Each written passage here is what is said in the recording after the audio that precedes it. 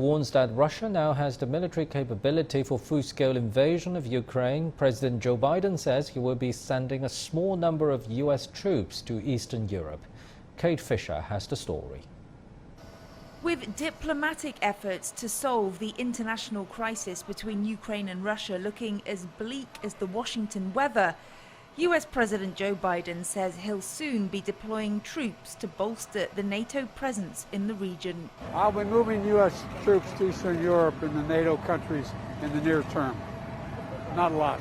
Such a deployment would be significant politically as well as militarily. Russia's top diplomat Sergei Lavrov maintains it does not want to start a war with Ukraine. But a new assessment from the Pentagon warns that Russia is now positioned to go beyond a limited incursion. Russia has been deploying forces to Crimea and along Ukraine's border, including in Belarus. It has progressed at a consistent and steady pace involving tens of thousands of Russian troops. And it is being supported by increased Russian naval activity in the northern Atlantic and the Mediterranean Sea. While we don't believe that President Putin has made a final decision to use these forces against Ukraine, he clearly now has that capability. And there are multiple options available to him.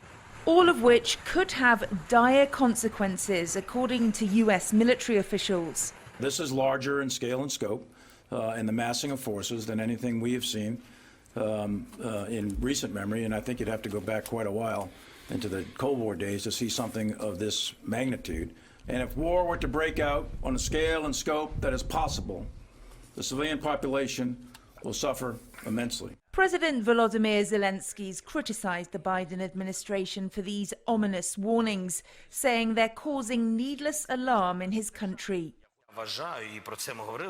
I think, and I talked about this with the president, that the politics should be balanced. I'm not saying that he has influence on the media, they're free, but the politics have to be balanced. And journalists, if they want to understand the situation, let them come to Kiev. Are tanks driving here on the streets? No. Some scholars say Zelensky is in a difficult position. Part of him wants to please the United States and escalate, but then when the United States got carried away with it, he himself gets scared, his public gets scared, so he's absolutely correctly said, calm down. But, United States, unfortunately, is going to milk Ukraine. They were milking Ukraine since 2014. This is the history. Now they use Ukraine for their Trump gate, impeachment tribe. Now they, use Ukraine for building up NATO, and they will continue to do that. And so the rest of the world should listen to Ukraine probably and put pressure on the United States to calm down. Diplomacy has so far failed to resolve the standoff on Russia's border with Ukraine. But on Monday, attempts will move to the United Nations, where the US will square off against Russia in the Security Council. Kate Fisher, CGTN, Washington. Russian Foreign Ministry has criticized a Swiss TV station for unprofessional use of a photo while reporting Moscow's military buildup near Ukraine. The ministry said the report incorrectly showed a picture of the troops of the southern Russian military region. Russia has repeatedly said it has no intention of invading Ukraine. Foreign Minister Sergei Lavrov has said Russia is ready for talks if Ukrainian President Volodmyr Zelensky is willing to engage in dialogue. Zelensky said he's ready for talks with Russian President Vladimir Putin.